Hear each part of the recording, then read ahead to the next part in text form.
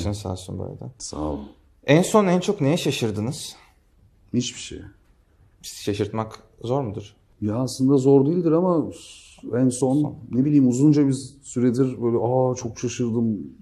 Birazdan Diyebileceğim gelecek soruları diyormuş. bir şey olmadı. En son en çok İşte artık sosyal medya herkes herkesi tanıyor. Antika tutkunuyum ben yani çok felaket bir şekilde. Hatta şu aralar tek hobim diyebilirim.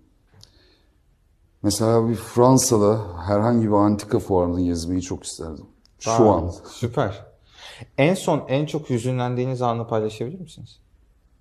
Yani şu an hayatımın çok büyük bir kısmı sette geçtiği için ve orada birçok şeyi yaşadığım için duyguyu. Yani çok yakın tarihte annemi kaybettim mesela. Şimdi dizide de çok tüyo vermek gibi olmasın gelecek bölümlere dair de öyle bir sahne olmuştu anneyle alakalı ve gerçek hayatta benim yaşadığım bir şeyle çok benzeşiyordu. O beni bayağı bir üzünlendirmişti yani bütün gün böyle farklı geçmişti.